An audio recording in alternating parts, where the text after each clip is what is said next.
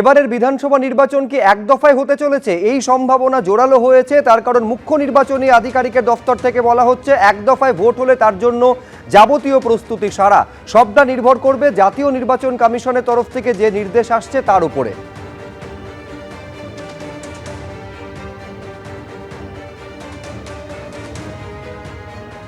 আমরা নিরাপত্তা চাই, স্বচ্ছভাবে ভোট চাই।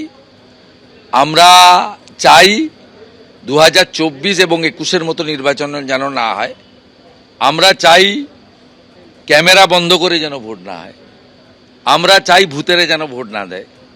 আমরা চাই সকালবেলা কোচবিহারে দিলাম, তারপরের দিন এসে মালদায় মেরে দিলাম, তার 3 দিন পরে এসে মুর্শিদাবাদে মেরে দিলাম, তারপরে এসে দক্ষিণ 24 পরগনায় দিলাম, ফাইনালি ভবানীপুরে ঝেড়ে দিয়ে চলে গেলাম।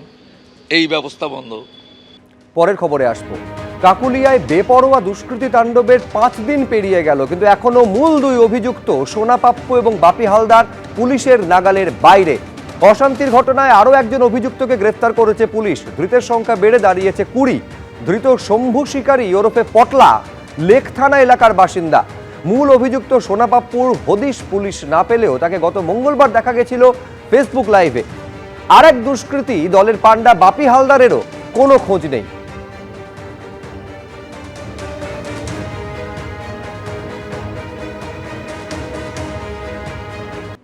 বিজেপি বিধায়ক অগ্নিমিত্রা পালের মন্তব্য ঘিরে বিধানসভায় তুলকালাম পরিস্থিতি তৈরি হলো আজ। ক্রিমিনাল সংখ্যালঘুদের রক্ষা করাই এই সরকারের একমাত্র কাজ বলে মন্তব্য করেছেন অগ্নিমিত্রা পাল। আর এই মন্তব্যের তীব্র প্রতিবাদ করেন ফিরহাদ হাকিম। আপনি অসত্য কথা বলছেন, ক্ষমা চাইতে হবে বলে দাবি তোলেন পুরমন্ত্রী। স্বাধীনতা আন্দোলনের বহু সংখ্যালঘু মানুষ প্রাণ দিয়েছেন। অগ্নিমিত্রা পালের মন্তব্যের বিরোধিতায় এই কথা বলেন পুরমন্ত্রী ফিরহাদ হাকিম। ফিরহাদ হাকিমের সঙ্গে তৃণমূলের অন্য বিধায়কদেরও বিক্ষোভ। ওয়েলে নেমে তৃণমূল বিধায়কদের স্লোগান এবং বিক্ষোভ চলতে থাকে। বিজেপি বিধায়কদের পাল্টা স্লোগান এবং বিক্ষোভে উত্তাল হয়ে ওঠে আজকের অধিবেশন। অগ্নিমিত্রার মন্তব্যের তীব্র প্রতিবাদে ফিরহাদ হাকিম বলছেন, আপনি অসত্য কথা বলছেন, ক্ষমা চাইতে হবে।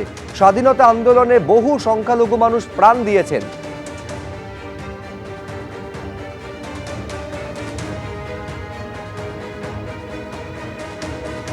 এদিকে সংখ্যালঘু নিয়ে বিজেপি বিধায়ক অগ্নিমিত্রা পালের মন্তব্য ঘিরে বিধানসভায় যখন ধুন্ধুমার পরিস্থিতি তৈরি হলো, ক্রিমিনাল সংখ্যালঘুদের রক্ষা করা এই সরকারের একমাত্র কাজ বলে মন্তব্য করছেন অগ্নিমিত্রা পাল। এরা অপরাধী, ভারতের ইতিহাস, গণতন্ত্র, ধর্মনিরপেক্ষতা জানে না বলে পাল্টা আক্রমণ শানিয়েছেন গ্রন্থাগার মন্ত্রী। তিনি বলছেন এদের দেশ থেকে তাড়িয়ে দেওয়া দরকার। কি বলেছেন সিদ্দিকুল্লাহ চৌধুরী, দেখাবো।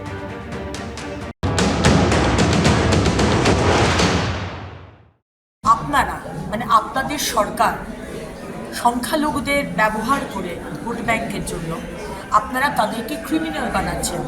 এটা তো সত্যি কথা। আজকে সংখ্যালঘুরা ভারতবর্ষের স্বাধীনতার সংগ্রামে তাদের কি অবদান আমরা সবাই জানি। আপনাদের ইলেকশন রাজনীতির বেনিফিটের জন্য আপনারা ভোট ব্যাংকের জন্য শুধু সংখ্যালঘুদের ব্যবহার করেন। আমরা কিন্তু সেটা করি না। সবকা সাথ, সবকা বিকাশ, সবকা বিশ্বাস, সবকা প্রয়াস। যখন আবাসের লাইনে বা উজ্জ্বলা গ্যাসের লাইনে কেউ দাঁড়ায়, তখন জিজ্ঞেস করা হয় না যে তুমি হিন্দু না মুসলমান না জৈন না শিখ। ওটা আপনারা ধর্ম নিয়ে রাজনীতি করেন। সত্যি কথাটা বেরোবার সময় এসে গেছে। এরা অপরাধী।